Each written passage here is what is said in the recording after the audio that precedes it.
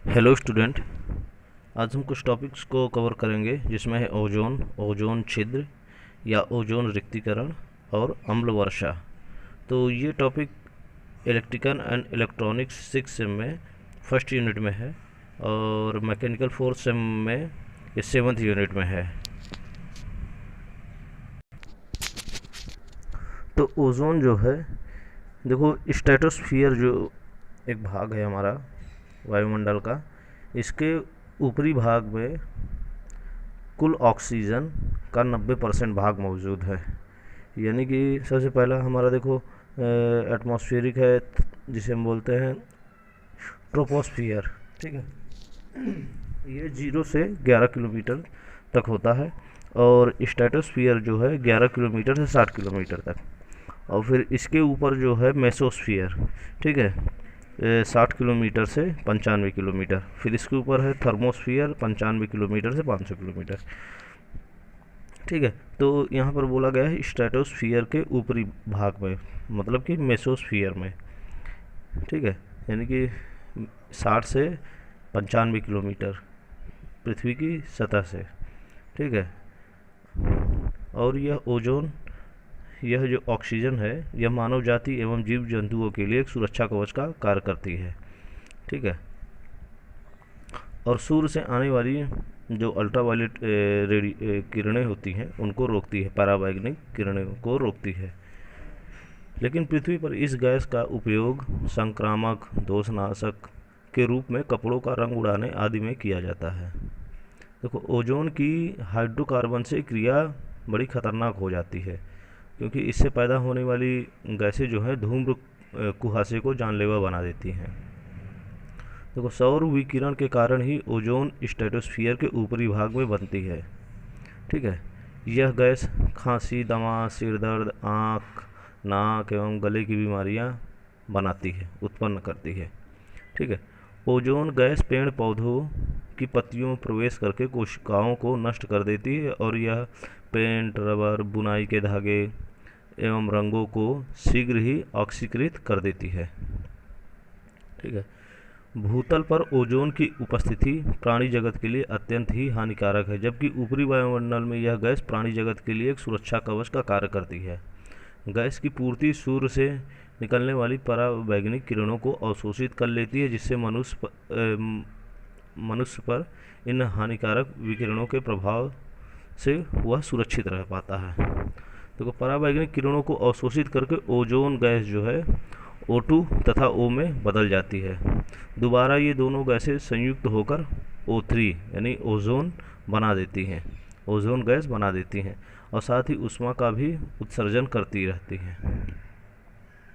देखो दोनों क्रियाओं में संतुलन बना रहता है। यह गैस स्ट्रेटोस्फियर में समुद्र तल से 20 से 26 किलोमीटर की ऊंचाई के मध्य स्थित रहती है और यदि इस गैस को ऊर्ध्वाधर मानक ताप एवं दाब तक संपीड़न किया जाए तो भूमध्य रेखा के ऊपर इसकी मोटाई 0.29 सेंटीमीटर, ठीक है, यानी कि 290 DU तथा ध्रुवों के ऊपर इस परत की मोटाई 0.40 सेंटीमीटर यानी कि 40 DU पाई जाती है। देखो ओजोन परत की जो मोटाई होती है उसे डेप्शन यूनिट DU जहाँ पे हमने बोला, ठीक है, तो इसमें नापी जाती है, इसमें ज्ञात की जाती है। यानी कि 1 DU जो होता है 0.01 mm, ठीक है, और या कह सकते हैं 1 ppb पार्ट्स पर बिलियन। अब देखो पैराबैंगनिक जो विकिरण होती हैं 3 प्रकार की होती हैं, जैसे UVA, ठीक है, ये 320 से 400 nm तक होती है, ठीक है। और UVB जो होती है 280 से 320 nm तक होती है और UVC जो होती है 200 से 280 nm तक होती है। जो UVB और C विकिरण होती हैं ये काफ़ी खतरनाक होती हैं, जबकि UVA खतरनाक नहीं होती है, ठीक है। इसीलिए और जो हमारी UVC है ऊपरी वायुमंडल में स्थित O2 तथा O3 के द्वारा अवशोषित कर ली जाती है, यानी ऑक्सीजन और ओजोन के गैस के द्वारा अवशोषित कर ली जाती है। और B जो है ये तो आपकी स्ट्रेटोस्फियर में O3 द्वारा अवशोषित कर ली जाती है, ठीक है। और जिसका केवल 2 से 3% भाग ही ज़मीन पर पहुंच पाता है। अब देखते हैं हम ओजोन छिद्र क्या होता है। ठीक है, तो ओजोन छिद्र या ओजोन रिक्तीकरण, देखो ओजोन परत के किसी स्थान पर पतले हो जाने को या ओजोन छिद्र या ओजोन रिक्तीकरण कहते हैं। जैसे उसकी जो परत होती है, जैसे हमने यहाँ पे कहा कि भूमध्य रेखा के ऊपर इसकी मोटाई 290 DU है। तो ये जब मोटाई कम या ज़्यादा कम हो जाती है तब उसी को ओजोन छिद्र या ओजोन रिक्तीकरण कहते हैं। देखो इसमें एक आंकड़ा दिया गया है कि 1995 से 1970 तक बसंत ऋतु फरवरी और अप्रैल में अंटार्कटिका के ऊपर ओजोन परत की मोटाई 325 DU से 280 तक बदल गई। ठीक है, और वर्ष 1979 में यह तेज़ी से घटकर 225 DU रह गई तथा वर्ष 1985 में यह मात्र 136 DU रह गई। इस कमी को ओजोन छिद्र कहा गया है। ठीक है, 200 DU से अधिक मोटाई परत सामान्य परत कहलाती है, यानी कि 200 DU की अगर मोटाई है ओजोन की तो वो एक सामान्य परत है, तथा इसमें कम मोटाई की परत को ओजोन छिद्र की श्रेणी में माना जाता है। अगर इससे 200 DU से अगर कम है तो ये ओजोन छिद्र की श्रेणी में आ जाती है। ठीक है, कई प्रदूषक स्ट्रेटोस्फीयर में पहुंचकर ओजोन परत को नष्ट करते हैं, जैसे क्लोरोफ्लोरोकार्बन, मीथेन तथा नाइट्रोजन के ऑक्साइड। इसमें ये CFC5 बहुत अधिक घातक है। ठीक है, ये जो क्लोरोफ्लोरोकार्बन है इसका फार्मूला है CFC5। ठीक है, तो ये बहुत ज़्यादा खतरनाक है ओजोन परत के लिए, क्योंकि उस परत को ये पतला कर देती है। ठीक है, देखो वायुमंडल में CFC विघटन परावैंगनिक किरणों द्वारा होता है तथा इससे क्लोरीन मुक्त होती है। यह क्लोरीन जो है फिर O3 से क्रिया करके क्लोरीन ऑक्साइड बनाती है। तुरंत ही क्लोरीन ऑक्साइड विघटित होकर ऑक्सीजन परमाणु मुक्त कर देती है, जो कि अणुओं में परिवर्तित हो जाती है। इस प्रकार मुक्त हुई क्लोरीन फिर ओजोन में क्रिया करती है और क्लोरीन बिना नष्ट हुए ओजोन गैस को ऑक्सीजन में बदलती रहती है। यह क्लोरीन जो होती है ये 100 वर्षों तक सक्रिय रहती है और HCl जो है हाइड्रोक्लोरिक क्लोरीन जो है इसमें परिवर्तित होने से पूर्व एक क्लोरीन परमाणु 1 लाख ओजोन अणुओं को नष्ट कर सकता है ना। अब देखो इसमें क्या है, क्लोरोफ्लोरोकार्बन का प्रयोग का यूज जो होता है हमारे रेफ्रिजरेटर में होता है, एसीज में होता है, परफ्यूम में, और शेविंग फोम एक शेविंग फोम होती है कि परफ्यूम टाइप का ही होता है, उसको प्रेस करने पर फोम के रूप में शेविंग क्रीम निकलती है। ठीक है, और हमारे अग्निशमन यंत्रों में यूज होती है। माइक्रोचिप से जो धोने का घोल होता है उसमें क्लोरोफ्लोरोकार्बन होता है। ठीक है, और कंप्यूटर में इलेक्ट्रॉनिक्स परिपथ बोर्ड बनाने में किया जाता है और इसका जो जीवन काल होता है 10 वर्ष से लेकर 100 वर्ष तक का होता है। ठीक है, जिससे कि क्या होता है CFC जो है 90% तक वायुमंडल में हमारे चला जाता है और जो परावैंगनिक किरणों से कई तरह की बीमारियां उत्पन्न होती हैं, जैसे त्वचा रोग, त्वचा कैंसर, अंधापन, मोतियाबिंद आदि। ठीक है, परावैंगनिक किरणें पेड़ पौधों की बाढ़, प्रकाश संश्लेषण एवं फुलवाड़ी को काफ़ी नुकसान पहुंचाती है। बहुत से पदार्थ जैसे लकड़ी, प्लास्टिक, रबड़ आदि भी इससे क्षतिग्रस्त हो जाते हैं।